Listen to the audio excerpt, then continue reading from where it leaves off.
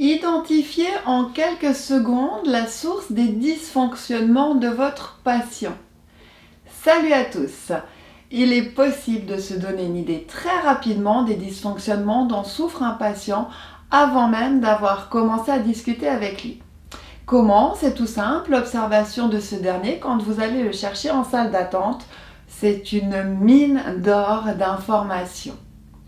Évidemment, il faut un peu d'expérience, mais vous allez voir que plus vous pouvez vous faire une idée de la source du problème rapidement, plus vos traitements vont être efficaces.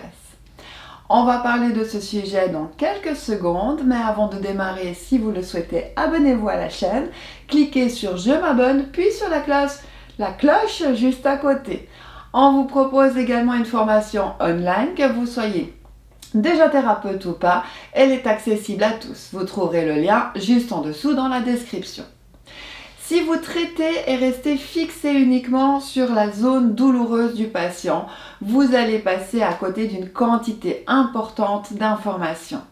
Vous savez on en a déjà beaucoup parlé en vidéo ou en cours, qu'une douleur n'est rien que de plus que le signal d'alarme d'un dysfonctionnement qui peut se situer totalement ailleurs que dans la zone douloureuse.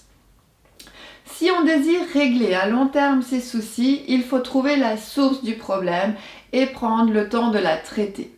Si vous restez focus sur la zone douloureuse, c'est comme si vous aviez une lampe incendie qui s'allume en cas de feu et que vous coupez le câble pour que la lampe s'éteigne au lieu d'éteindre le feu qui lui est la base du problème. C'est vraiment le même principe que nous devons appliquer en thérapie crânio-sacrale. C'est clair, trouver l'endroit où le feu a commencé prend un peu plus de temps que de simplement couper le câble de l'ampoule.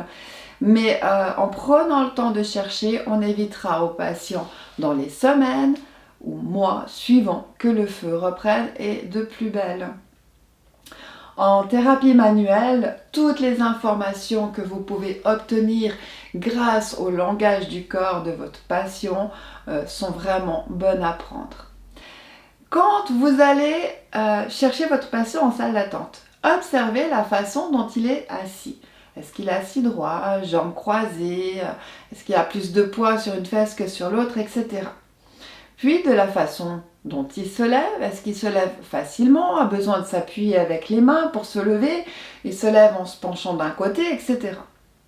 Ensuite, observez la façon globale dont il se déplace pour aller dans votre cabine. Vous pouvez l'inviter à passer devant vous pour pouvoir l'observer marcher sans qu'il s'en rende compte.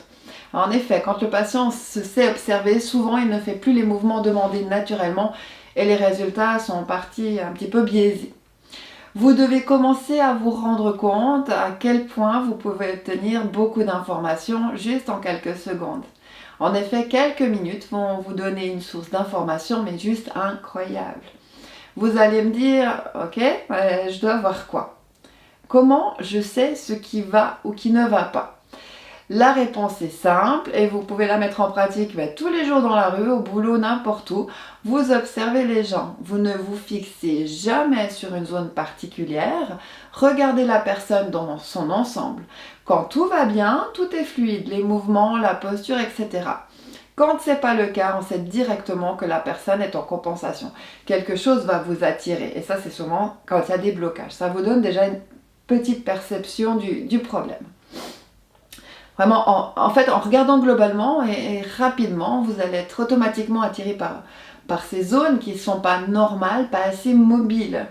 Plus vous allez vous entraîner à observer, plus vous allez découvrir des petits blocages et devenir de plus en plus minutieux dans votre observation. Une fois cela fait, écoutez votre patient et vous allez pouvoir vous faire éventuellement une relation directe ou parfois indirecte avec ce que vous avez trouvé dans votre observation. Faites vos tests pour identifier les dysfonctions et traitez-les.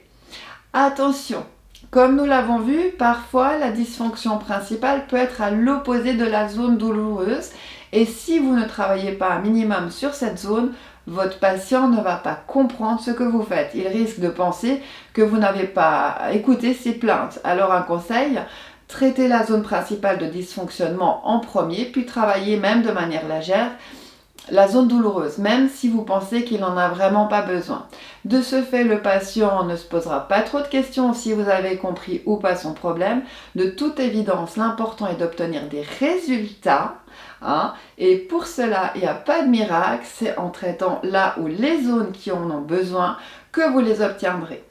Écoutez le corps de votre patient, observez-le, testez les zones suspectes, corrigez les structures qui en ont besoin et le résultat ne se fera pas attendre.